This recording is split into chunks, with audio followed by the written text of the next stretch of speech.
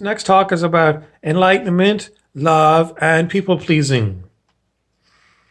Okay, so what is it all about? Enlightenment is what Buddha had. Buddha was not actually the name of the guy, his name was Prince Siddhartha, and Buddha was his title, which meant the awakened one. Love to us is usually what we say, a love for a mother by its child, children's love for their pets.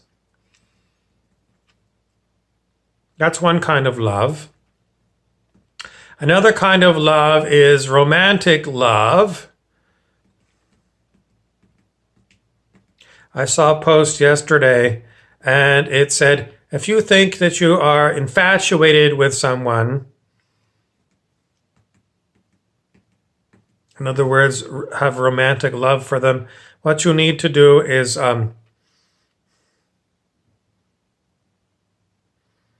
masturbate and then check to see if the feeling changes.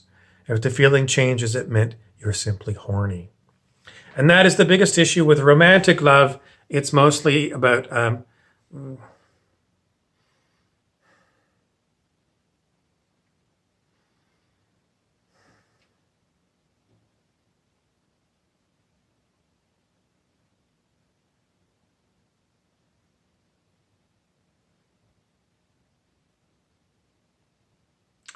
hormones.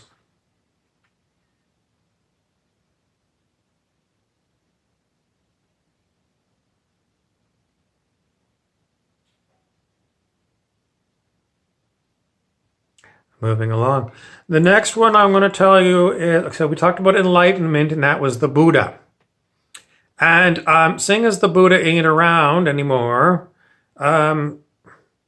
people don't really know.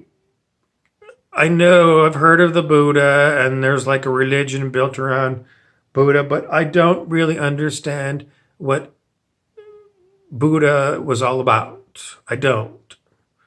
There's no Buddha around me.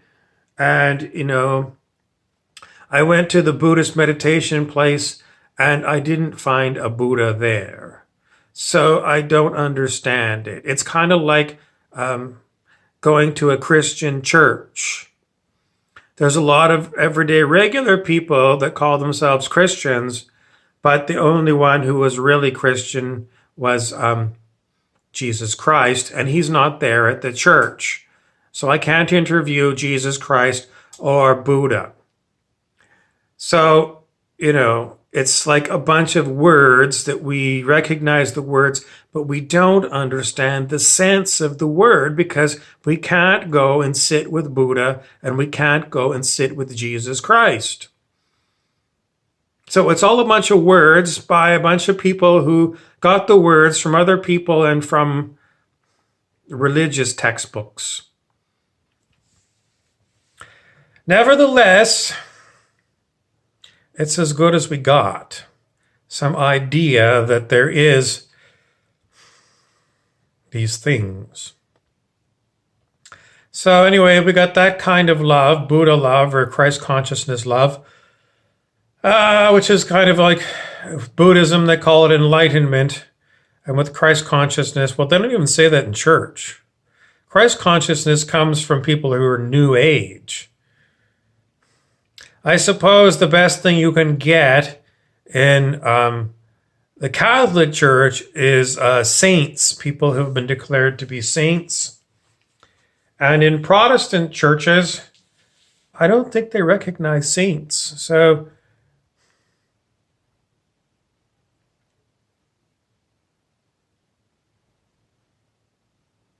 kind of stumped there who they would use. They still seem to use a lot of biblical characters, and they don't seem to use too many. Well, the preacher, a televangelist, they're well-known preachers, and are they?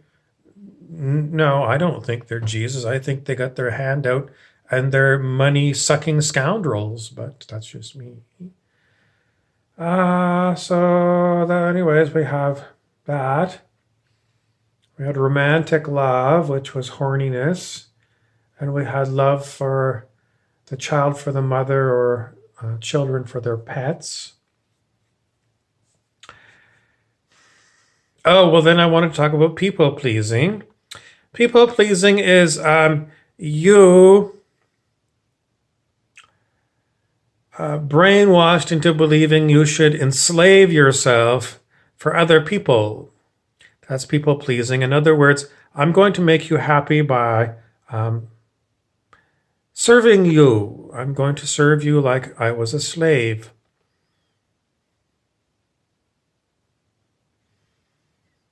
And people pleasing sometimes is, I'm not going to tell you what I really feel because I know that you have a horrible ego. And if I tell you the truth, you're going to flip out and get angry and act like a 2-year-old and have a meltdown. So I'm not going to tell you the truth. I'm going to pretend. That's people pleasing. But what about these stories about, well, if you're enlightened or you have Christ consciousness, you are going to love to serve other people. Because that's what I just read. So you become very religious, intoxicated, and then you become a people pleaser and you say, well, I'm enlightened and that's why I do it. Seems like we have a problem because people pleasing is frowned upon by anyone who studies these things. It's a psychological problem. And people who say that they're, a saint or a Buddha have grandiose, narcissistic religiosity. You can look it up in the psychological handbook that lists all the psychological problems, and it's definitely a psychological issue. Nevertheless, Dr. David R. Hawkins, who wrote all kinds of books about spirituality, was also a noted psychiatrist, doctor of medicine specializing in the mind. And he did have in some of his books a comparison between the true spiritual state and the comparable mental illness. And it wasn't that, you had the spiritual state and you got the mental illness. He said they weren't the same, but you had to be very good at discerning the difference because to an unaided eye, they could appear to be the same thing.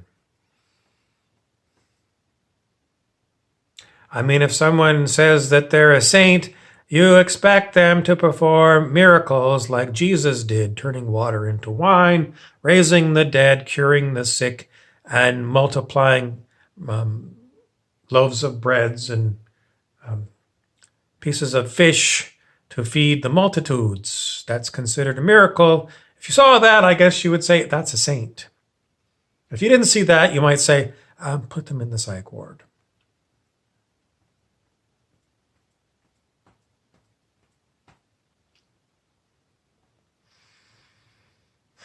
But Dr. Hawkins doesn't say that. In fact, he says that there's just not, two types of people, saints who do miracles and everyday Joes that, use a spade to dig holes in their garden to plant bushes.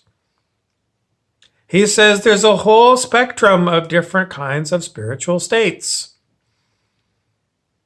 And that is known as the scale of human consciousness, and you can look it up, and it is there, and it has basically all different kinds of things that you can experience. And as far as miracle working, he said he called it the Sanskrit word. Sanskrit is old language from India, and miracle making is known as Siddhi, Siddhi in Sanskrit. And it means exactly that, doing things that we call supernatural.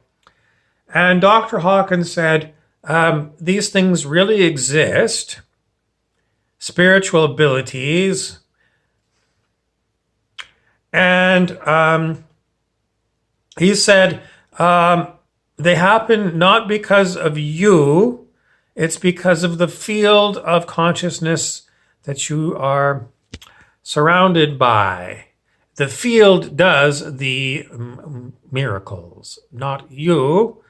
But if you are there, and the field might travel around with you in your aura, but it's not you, because that tends to make people are you your aura?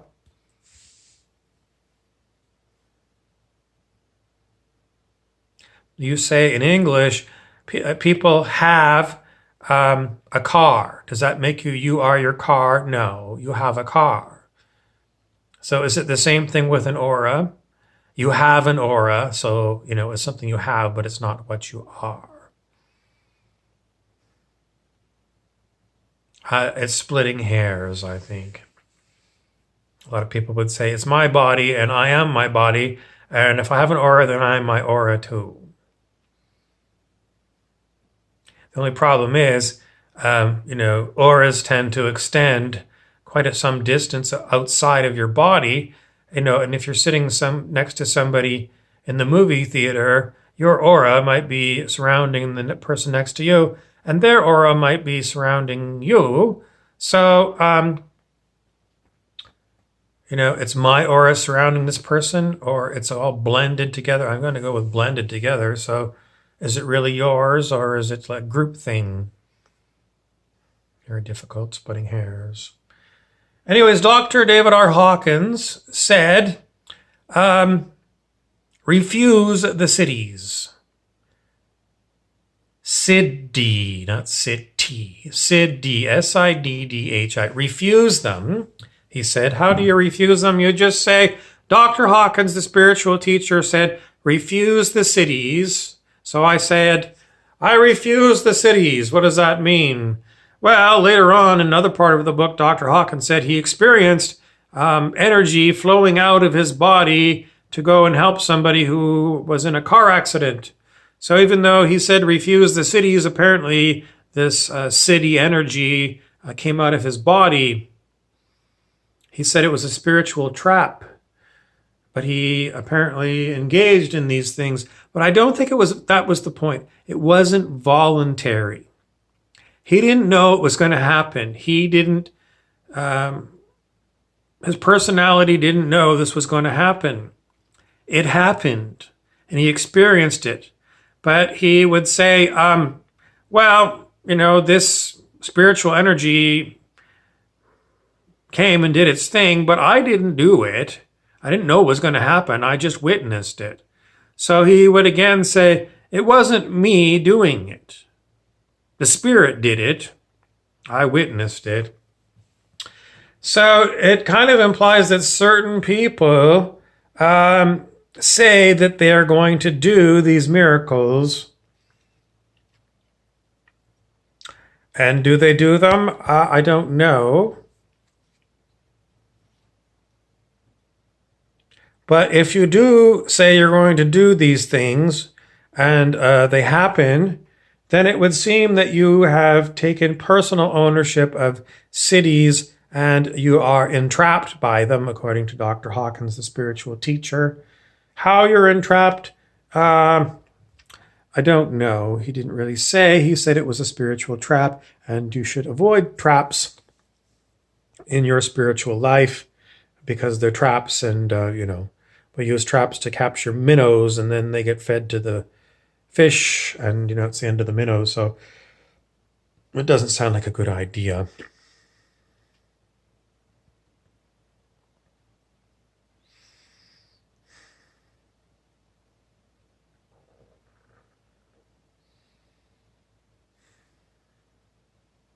What happens if someone is using spiritual powers against you, like Harry Potter versus the Death Eaters in the Harry Potter movies?